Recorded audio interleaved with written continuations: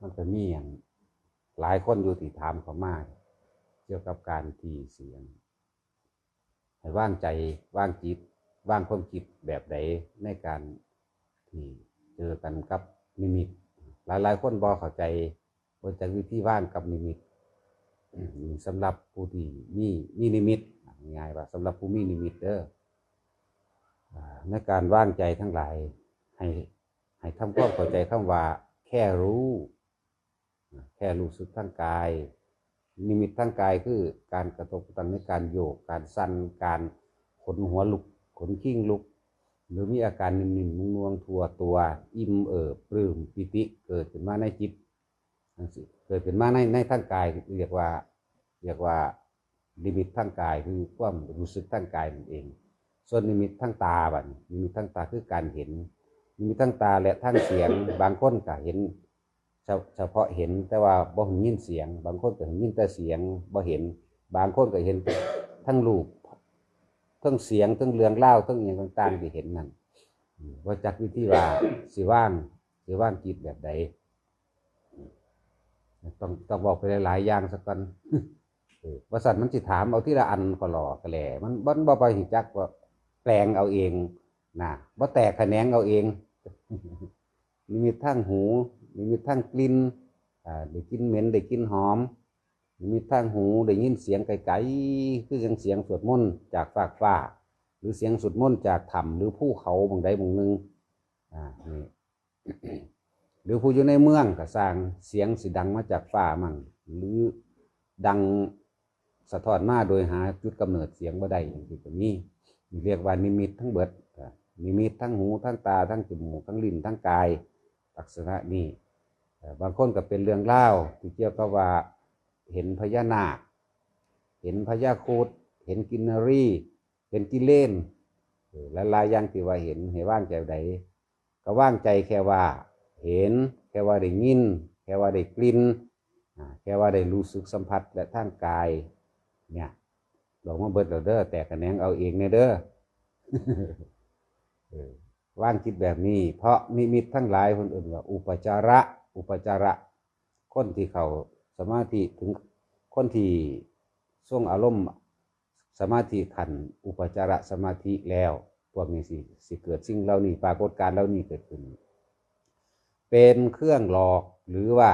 เป็นเครื่องทดสอบสติของเฮาว่าเฮาสิแน่วแน่นิ่งอยู่ในคำว่าอุเบกขาได้บ่นี่เอิ้นว่าเป็นเครื่องทดสอบก็ได้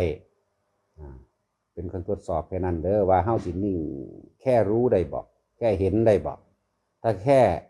ค่เห็นมันก็เห็นเรื่องเล่ามันก็สิดำเนินการไปตามรูปภาพต่างๆที่มันสิเกิดขึ้นโดยภายในของมันเสียงก็คือกันกลิ่นก็คือกัน ให้เขาใจคำว่าสมาธินี่แปลว่าจิตตั้งมั่นในความสงบอันเป็นอุเบกขา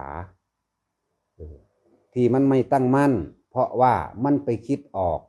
คิดตามภาพนิมิตที่ปรากฏขึ้นที่เห็น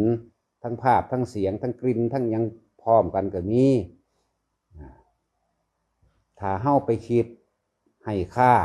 หรือไปถามหาเหตุผลกับมันนั่นหมายถึงว่าจิตเฮ้าบ่ตั้งมั่นแล้วไม่ตั้งมั่นในความสงบแล้วไม่ถึงคำว่าอุเบกขาอันสูงสุดเนี่ยบ่ท่านได้ถึงแล้วนั่นแหละจังว่าให้ว่างใจแบบนั้นและเรื่องเล่าต่างๆที่ว่าเห็นนั่นจริงหรือไม่จริงอย่าไปให้ค่าว่าจริงอย่าไปให้ค่าว่าไม่จริงให้แค่รู้แค่เห็นสัมผัสแค่นั้นเองจริงหรือไม่จริงก็สร้างจะไปตามหามันหลายๆคนที่เห็นนิมิตแบบนี้เราสิมักสิตามหาสมมติว่ามีความรู้สึกว่าหรือเห็นว่าบุคคลผู้นั้นเป็นญาติถ้ำอยู่หันเป็นเจ้ากรรมนายเวรอยู่หันอยู่นี่เป็นพ่อเป็นแม่เป็นลูกเป็นผัวเป็นเมียเป็นขาทาสบริวารเคยไปหันไปนี่ติดตามไปเด้มันบ่แม่นแค่ว่าแค่รู้แค่เห็นโดยภายในของเจ้าของใดมันติดตามไปโดยภายนอกพร้อมอันนี้ถูกหลอกนะบ่ต้องไปตามหามันดอกอดีตอนาคตอีหยังอันนั้นแค่รู้อยู่ในปัจจุบันนี่รู้แล้วเห็นแล้วตามเห็นกันแล้วทุกข์คือบ่ดับไปเนี่ยเอาตัวนี้เข้ามาประกอบเบิ่งเด้อ รู้แล้วเห็นแล้วตามแล้วเป็นหยังคือของก็ยังถูกอยู่สั่นนี่แหละสิ่งที่สำคัญบัดเป็นหยังคือยังเป็นแบบนี้อยู่คือยังกังวลคือยังเบาเล่าร้อนคือยังอยากหาเหตุผลมันนั่นนี่อยู่สิไปหาผลสรุปมันมองใดล้วนแล้วต้องเป็นอุปกิเลสทั้งเบิดนั่นแหละที่เฮ็ดให้เฮาตามหาแล้วสิไปหาสรุปผลอย่างเช่นคือที่มาผู้นั้นเป็นเคยเป็นพ่อเป็นแม่อุ้ยเห็นอีหลีเห็นแล้วก็แบกทุกข์ก็ไปคือเก่าบ่ได้เห็นว่ามันสิว่างได้เลยสุขก็ให้รู้ทุกข์ก็ให้รู้นั่นคำว่าสุขนั่นเป็นความยึดมั่นถือมั่นอันหนึ่งคำว่าทุกข์ก็เพราะว่ายึดมั่นถือมั่นในสุขนั่นเองจึงมีสุขจึงมีทุกข์ถ้าเฮาว่างจิตเป็นกลางบ่ได้นั่นน่ะเฮาก็ต้องตามหาสิ่งเหล่านั้นตลอดมันสิได้ตามหามันอยู่หั่นผู้นั้นเคยเป็นพ่อผู้นี้เคยเป็นแม่ผู้นั้นเคยเป็นผัวเป็นเมียเป็นลูกเป็นเต่าเป็นข้าทาสบริวารเป็นผู้มีพระคุณต้องตามต้องไถ่ต้องถอนล้วนแล้วตั้งแต่เป็นเครื่องหลอกทั้งหมดนะให้ว่างจิตแบบนี้สักแต่ว่าบัดนี้หรือว่าแค่รู้แค่เห็นแค่รู้สึกแค่ได้ยินแค่ได้กลิ่นแค่ได้เสียงนั่นแหละให้อยู่แค่นี้แล้วก็น้อมเข้ามาในสังเกตใจเจ้าของจะคิดออกไปไหมแต่คิดออกไปให้ค่าความรู้สึกทุกข์ที่เกิดขึ้นทันทีความรู้สึกกังวลที่เกิดขึ้นทันทีถ้าอยู่จังสั้นของมันเองแค่รู้แค่นั้นเองมันจะเอาสุขเอาทุกข์มาจากไสมันก็ดับอยู่กับมันก็เองอยู่หันแล้วว่าต้องไปให้ค่าว่าดับหรือว่าดับอย่างคือมันอยู่จังสั้นแล้วที่เว้าไปว่าดับหรือว่าดับเป็นสมมติอันนึงที่ให้เกิดความเข้าใจซื่อๆได้ที่เว้านี่ความรู้สึกเฮาบ่มีในความทะเยอทะยานอยากไปตามหาในสิ่งที่เห็นนั่นแหละจังว่านักภาวนาทั้งหลายที่เป็นบ้าน้ำนิมิตเยอะแยะเด้บ่แม่นแค่ว่าพระตามหาญาติหรือตามหาบุคคลที่รู้จักในนิมิตเด้นิมิตเห็นพวกกองทรัพย์สมบัติเงินทองอยู่หม่องหันอยู่หม่องนี้ตามสถานโบราณเมืองเก่าหรือตามถ้ำตามผานี่ตายกันมามากแล้วเด้อันที่ไปเห็นแนวจังสั่นนั่นน่ะมันเป็นคือของจริงนี่เด้แต่ว่าตัวเองนั่นแหละไม่ทันความโลภของตัวเองที่ฝังลึกแน่นอยู่ในหันและกสิมักยกเหตุผลอ้างว่าสินำสมบัติเหล่านั้นออกมาเพื่อพัฒนาประเทศชาติหรือเพื่อสิสงเคราะห์สิ่งนั้นสิ่งนี้หรือสิก่อสร้างในวัดว่าอารามสถานที่ปฏิบัติธรรมแล้วก็เป็นหลงจับเอามามันเป็นคือของจริงนี่เด้อเข้าไปในธรรมนั่นมีอิลีอันสมบัติตัวนั้นแต่ว่ามันมีเฉพาะผู้นั้นเด้สิบอกให้มันบ่ได้มีกองเป็นวัตถุแท้แบบนี้ในขณะที่เจ้าของเป็นอยู่นั่นมันมีไปเอาออกมาแล้วพากันตายบ่อึดบ่อยากเยอะแยะในป่านั่นนี่ยังทำพระที่อยู่พุ่นละทั้งดงหมักไฟตายซี่แล้วเด้พระก็เลยเอิ้นทำพระตายจริงๆว่าท่านแม่นพระอันนั้นยังมีความโลภอยู่เอิ้นพระบ่ได้ภิกษุเหล่านั้นมีแต่ความโลภเต็มหัวอยู่นั่นน่ะเข้าไปอยากได้อีหยังอยากได้เหล็กไหลอยากได้กำไรทองที่มันกองอยู่ในหันน่ะไปภาวนานิมิตเห็นแล้วไปตามหาว่าโอ้อยู่หันโอ้อยู่นี่ก็ไปตามหาเสือกเห็นอีหลีแต่เห็นในขณะนั้นจะคิดว่าเป็นของจริงนี่แต่ก้อนหินก้อนดินทั้งนั้นเด้นั่นเขาทดสอบนะความโลภแต่ละคนหลายอย่างพวกไปเอาสมบัติหอนางอุษามู่นี่นี่ทั้งเยอะแยะกองเจียงพานอยู่พวกนั้นเป็นกระลังเด้เป็นหีบเป็นหีบกองกันยุนพูนอยู่พวกมงกุฎพวกกำไรเงินกำไรทองเข็มขัดหรือสายสอยสังวานเนี่ยเป็นทองเป็นกระไรอย่างนี้แหละหลายโพดแล้วก็หลวงว่าเจ้าของเป็นเจ้าเมืองได้สร้างสมบัติไว้นี่กับนางอุษาจังสี่นางอุษาอยากให้เอาอันสมบัติอันนั้นอันนี้ขึ้นไปสร้างวัดสร้างว่าเพื่อสิได้อุทิศบุญแล้วสิได้ไปเกิดเนี่ยมันถูกหลอกลวงไปเบิดนั่นแหละไปเห็นจริงมีจริงแต่ว่ามันมีเฉพาะผู้นั้นเห็นเฉพาะผู้นั้นแหละผู้นั้นกำลังเป็นบ่าเมาอยู่ในหันเมาอยู่ในสิ่งเหล่านั้นแหละผ่านผ้ากันไปขนเอามาตายซ้ำเนี่ยเห็นเยอะแยะอันนี้นี่ทั้งว่ามันถูกหลอกสิ่งเหล่านั้นมันได้มาแล้วมีมาแล้วสร้างมาแล้วเฮ็ดไปแล้วแต่ของคือยังถูกอยู่สัตว์เฮาคือว่าดับตัวนี้ดับตัณหาและอุปทานของเจ้าของนี่ต่างหาก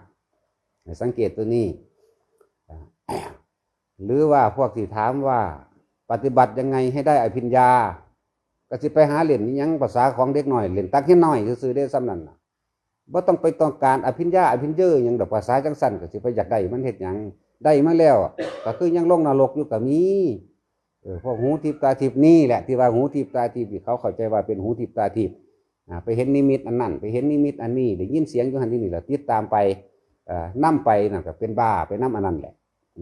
เป็นบ้าไปนํอันนั้นแหละอันที่เห็นอันที่เข้าใจว่าผู้นั้นเป็นพ่อเป็นแม่เป็นผัวเป็นเมียเป็นนั่นเป็นนี่กันหยุดความเป็นซะ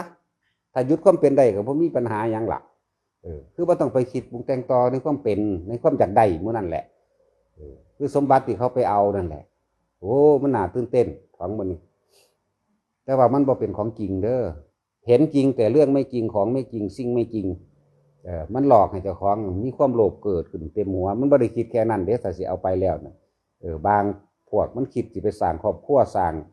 ที่สถานที่หรูหราเปิดโรงแรมไปหุ่นพี่มันธรรมดาเด้เคยบอกเคยห้ามเคยเตือนไว้แล้วตายซี่ตายหาแล้วพวกมาฝึกภาวนาว่าเฮาเป็นบ้าหาว่าเฮาบ่รู้ว่าซั่นกูก็บ่รู้ล่ะกูบ่จะสิรู้ไปเฮ็ดหยังอีกกูพอแล้วแล้วก็พากันไปตายล่ะจังซี่ก็มีนั่นแหละแต่ว่าให้หันเข้ามาเบิ่งความรู้สึกนึกคิดเจ้าของหรือเปรียบเทียบให้ตัวเองว่าสิ่งเหล่านั้นที่มันมีมาแล้วมันกองอยู่หั่นมันก็คือกองอยู่หั่นแต่เจ้าของมันเก่ามันไปไสล่ะมันตายเบิดล่ะเราคิดว่าได้มาแล้วสร้างนั้นนี่มากมายแล้วเห็นนั่นนี่แล้วพ้นทุกข์หรือยังนี่นะดับตัณหาและอุปาทานในความอยากเป็นของเจ้าของได้หรือยังนี่นะมองมันทุกข์อยู่นี่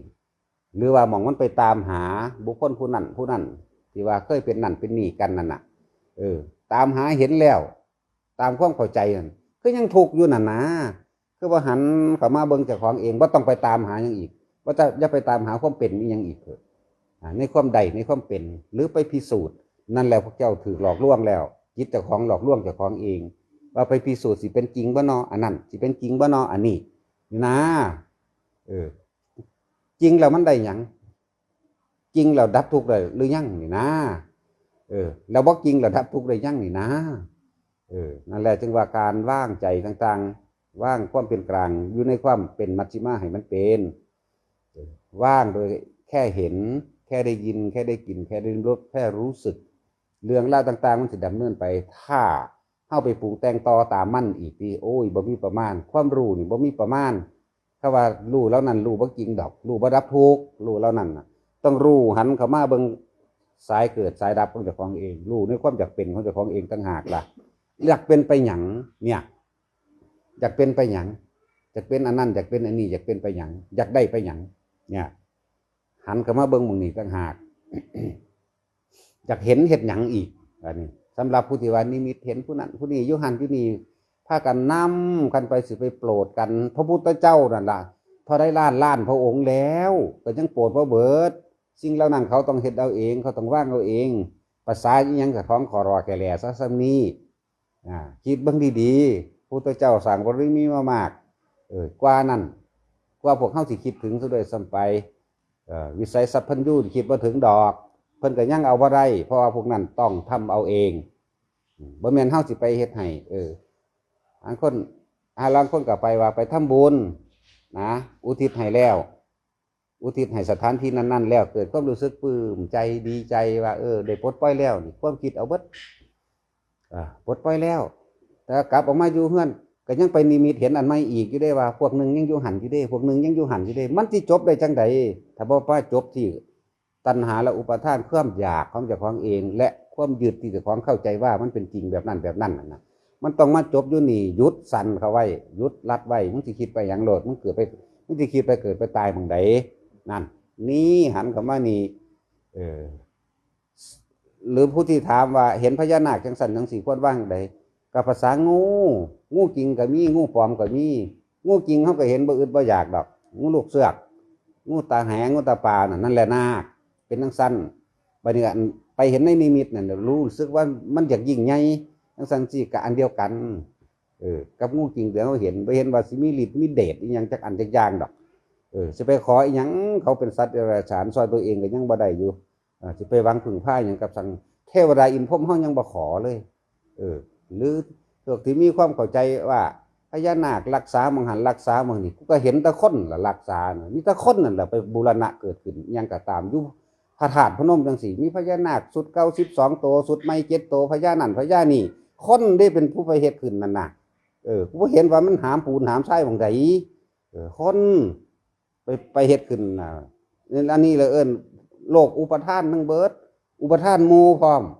พวกนี้มีความเชื่อวางสิก็ไหลเข้าหากันก็ไปหาพวกหมู่ที่เชื่อเดียวกันเลยเกิดกลายเป็นอีหยังที่เป็นจริงคือคนส่วนมากมันไปจังซั่นอยู่แล้วนั่นแหละจังว่าหันเข้ามาเบิ่งเจ้าของนี่อีหยังก็คนสร้างเบิดนั่นแหละสุขทุกข์ก็คนสร้างคือกันหรือพวกที่ว่าได้พระธาตุได้พระอันนั้นได้พระอันนี้พระธาตุพระอรหันต์องค์นั้นพระบรมอธิธาตุพุทธเจ้าที่เข้าใจว่านั่นนี่ว่าได้ของดีแต่ของคือยังถูกอยู่ถ้าว่าได้ของดีเนาะคือยังถูกอยู่คือยังดิ้นรนอยู่ผู้ใดได้พระธาตุไม่ได้ให้รักษาดีๆเด้อเข้าใจว่าเจ้าของได้เป็นผู้ไปรักษาว่าเป็นพระธาตุมารักษาเฮาได้มาแล้วกับปัดกับกวาดกับแพงกับหวงผู้ใดเด็กน้อยขึ้นไปเล่นหันหรือนั่นนี่ก็อย่ามันเสียอย่ามันเฮียเด้แม้ว่าล่ะคือว่ารักษาใจเจ้าของสิไปรักษาหยังกับภาษาจังสั่นเนาะธาตุเจ้าของบ่มีบ่เฮ็ดเอาบ่เป็นบ่กระดูกเจ้าของเต็มอัญญาอยู่หั่น300ท่อนผุนไผก็ดีแม่นบ่ล่ะเส้นผมเจ้าของก็มีเกศธาตุอีหยัง900,000เส้นผุนของไผของมันมีอยู่แล้วเนาะกระดูก300ท่อนเนาะอันนั้นอันนี้มีอยู่แล้วคือว่ารักษาเอาเจ้าของนี่เนาะหันเข้ามาเบิ่งเจ้าของนี่นะคือยังเจ็บไข้ได้ป่วยคือยังเฮ็ดจังใดกูสิหายจากความยึดมั่นถือมั่นในอาการเวทนาโดยการป่วยโดยการยังก็แล้วแต่อะไรให้ว่างใจจังใดก็ว่างใจเป็นกลางอย่าคิดออกเอื่นว่ากลางไม่ต้องไปคิดผิดถูกกับสร้างไม่ต้องไปคิดอีหยังกับสร้างจริงหรือว่าจริงกับสร้างที่หาความจริงกูยังถูกอยู่นี่นะเนี่ยทุกขังอริยสัจจังความทุกข์ต่างๆนานาที่พระพุทธเจ้าว่าไว้นั่นเป็นของแท้นี่นะเหตุจังใดกูสิไปเกิดทุกข์อีกนั่นนะเหตุจังใดสิบ่ไปเกิดไม่เป็นนั่นเป็นนี่อีกเป็นทุกข์ในภายภาคหน้าไปอีกตัวนี้ตั้งหากสมควรสิน้อมเข้ามาสาเหตุแห่งความทุกข์ของเฮานี่มันอีหยังเกิดขึ้นโอ้ยเพราะว่าความอยากอันนี้นี่เองให้มันเห็นตัวนิมิตเห็นอีหยังมากมายมหาศาลแล้วคือยังทุกข์อยู่นี่นะคือว่าดับตัวนี้ดับความคิดตัวนี้จะปรุงแต่งต่อในสิ่งที่เห็นว่างใจแบบนี้ต่างๆนานาเห็นบ่มีประมาณก็แล้วกันหน้าไอ้ความเห็นนี่เห็นมาพอแห้งแล้วจังเว้าได้นี่หังแต่งเข้าไปหังเกิดไปเห็นอันนี้ไว้แล้วหยุดคิดไว้เรามือไม้มาปรุงแต่งต่อไปนั่งภาวนาอีกเป็นอีกเห็นต่อไปไหลไปเรื่อยประจบจังสิจบแมวมึงใดเนี่ยถอยย้อนเข้ามาตัวนี้กลับขึ้นมาหาเจ้าของเห็นแล้วเฮาคือยังถูกอยู่นอนี่นะเนี่ยแล้วเฮาสิคิดไปเห็นมันเป็นหยังแล้วเฮาสิปรุงให้มันไปเป็นหยังนี่นะแล้วมันก็รัดสั่นก็ทู่ท่านเห็นจุดหนึ่งโอ้ยมันไหลไปเรื่อยเห็นยังกระซางให้แค่เห็นนี่แค่เห็นแค่รู้แค่ได้ยินแค่ได้กลิ่นแค่ได้สัมผัสรู้สึกทางกายให้มันหยุดอยู่แค่นี้จะปรุงแต่งไปจะไปให้ค่าจะไปตั้งค่าจะไปปรารถนาในความอยากเห็นหรืออยากได้หรืออยากเป็นนักปฏิบัติทั้งหลายตั้งใจปฏิบัติเพื่อหยังหลายคนตั้งใจปฏิบัติเพื่อฤทธิ์เพื่อเดชเอามาจังผู้เพิ่นเลิศฤทธิ์เลิศเดชคือพระโมคคัลลาจังสิเพิ่นตายแล้วเด้ล่ะเนาะนี่คือบ่หดสั่นเข้ามาจังสิเพิ่นตายแล้วดีผู้ใดว่าหอเหินเดินอากาศก็ตายเบิดแล้วแม่เฮาก็เอาความรู้จำของเพิ่นนั่นแหละมาแล้วก็มาอยากให้มันเป็นคือเพิ่นบ่รู้ว่ามันถูกหลอกถูกหลงไปแล้วอันนั้นน่ะแล้วให้รู้เข้ามาในใจของเจ้าของต่างหากพยายามดับความคิดพยายามดับความที่สืบต่อทางความคิดในความอยากได้กับอยากเป็นเอามันทุกทอนี่นึงนะสักวันหนึ่งมันก็ท่านธนามันนั่งท่านดอกเนาะเอาพอ